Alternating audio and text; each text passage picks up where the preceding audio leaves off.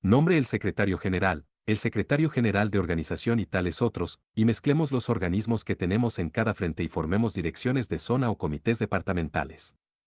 Decir eso es fácil, pero esto es cosa de estructuras, no es cuestión simplemente orgánica. Se trata sencillamente de que al interior de los frentes existen distintas ideologías, que conducen a distintos enfoques políticos y a distintos enfoques de la guerra.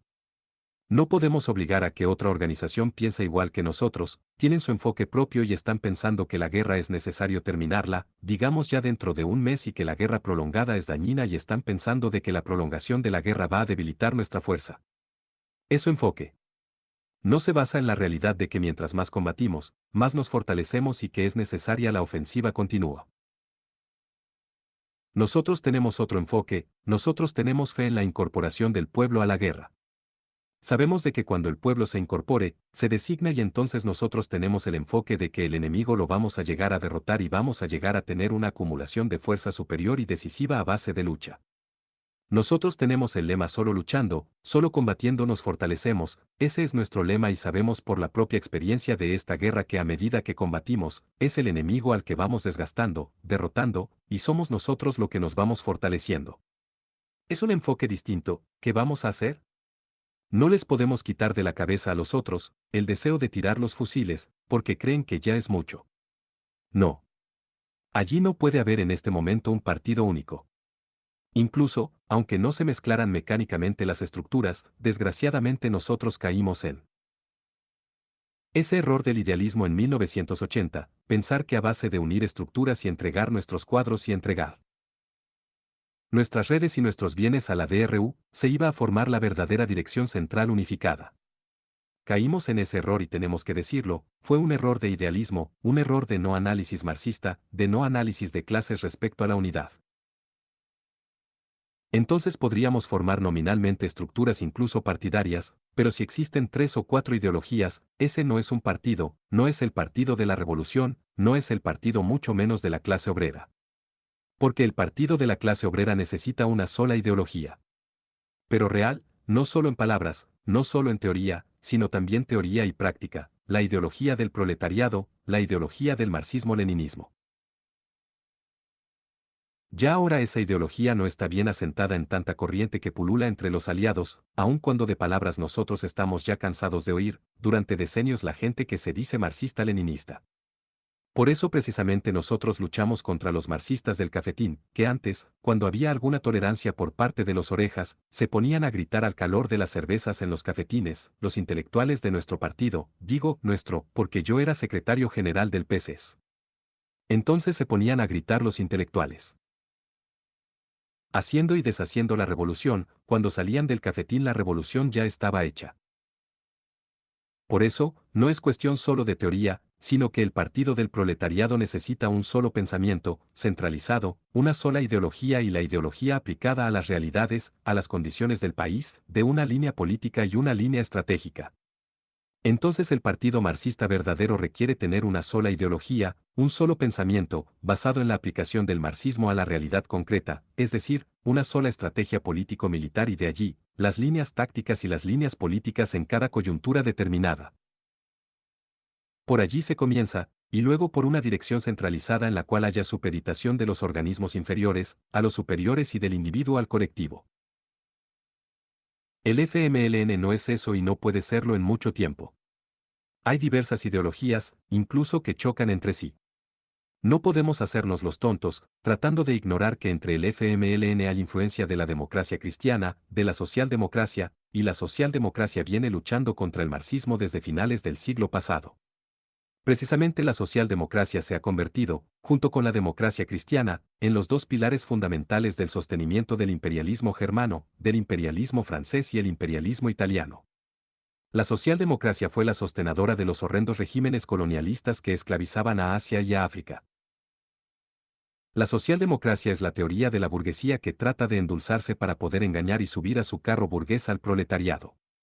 Y como nosotros no somos una isla privilegiada y aislada de todo el mundo, el movimiento revolucionario salvadoreño está abierto también por fuerza a todos los vendavales y vientos que venga de fuera, desde la burguesía, de adentro y de afuera. Por eso, esto es un frente y no un partido. Y por eso la marcha hacia la construcción del partido único a través del FMLN es sumamente compleja.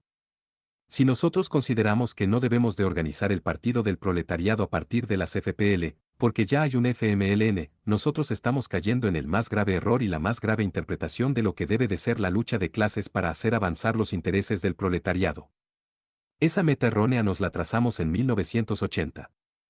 Por suerte vimos que era idealista, utópica, infantil. Un partido único de la revolución tendrá que ser una aspiración y una meta, tratando de dar pasos graduales y realistas a través de la práctica revolucionaria coordinada, pero ese partido y la revolución sí podrían llegar a ser dirigidos por la socialdemocracia, o por cualquier otra tesis, corriente que defienda los intereses de la burguesía o de la pequeña burguesía.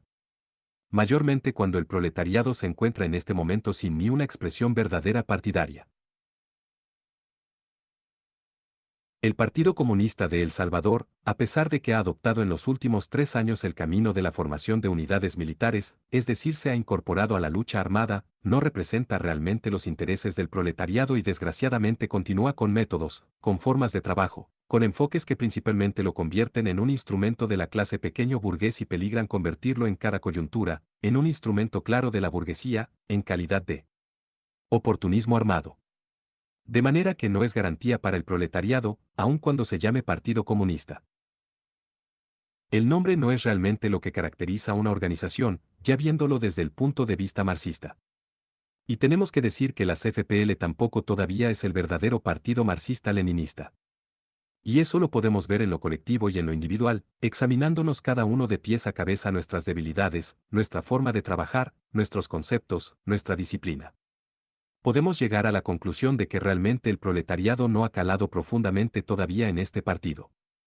Y no ha calado no solo por el hecho de que no hay una base grande proletaria, sino por el hecho de que su gran base y su gran dirigencia, aquí no hay excepción, su gran dirigencia a pesar de lo duro, de lo heroico, de las hambres, a pesar de eso, todavía no está integralmente proletarizada. Nuestro cuerpo y dirección y todo nuestro partido no está integralmente proletarizado de manera marxista-leninista. Las FPL no son todavía el partido marxista-leninista del proletariado.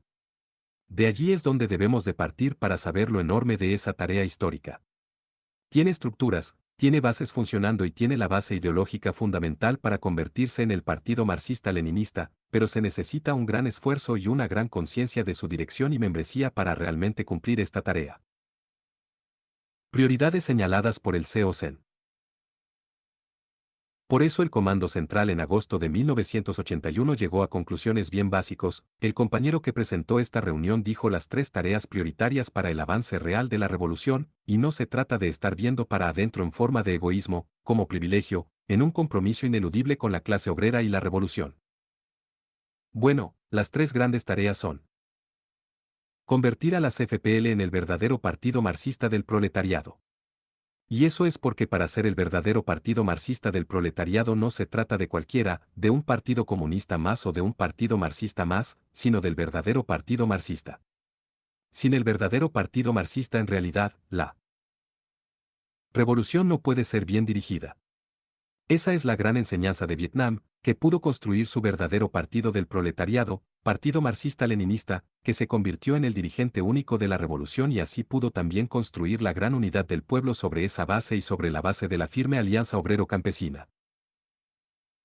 Por eso, en las condiciones de El Salvador, donde el proletariado forma la inmensa mayoría del pueblo dentro de los órganos de unidad, donde hay posibilidades inmediatas de construir el partido único, porque el proletariado sí necesita de lo inmediato su partido para hacer avanzar la revolución e incluso para hacer avanzar por caminos mejores, más firmes.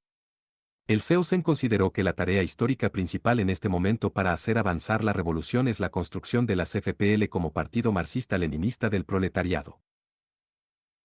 2. La construcción de las Fuerzas Armadas Populares de Liberación, FAP, para que se convierten en poderosas fuerzas que inciden en la revolución en su avance y en su triunfo, de las cuales no se pueda prescindir y que sean la garantía de los intereses del proletariado en la revolución.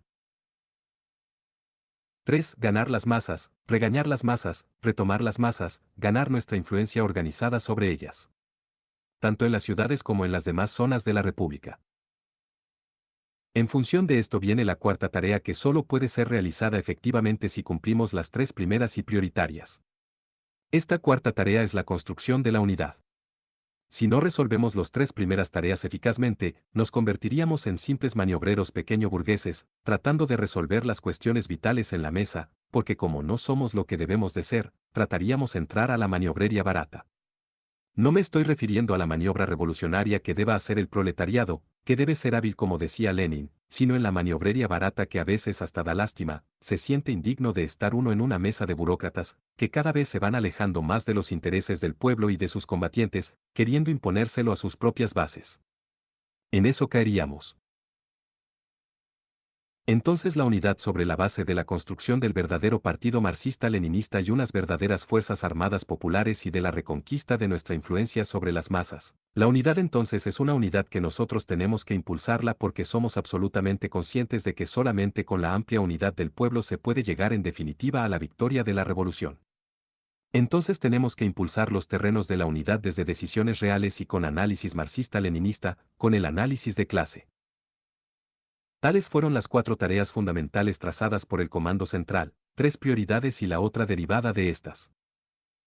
Podríamos decir que este es el primer tema. Audiolibro. Leer y escuchar contenido clásico y rebelde.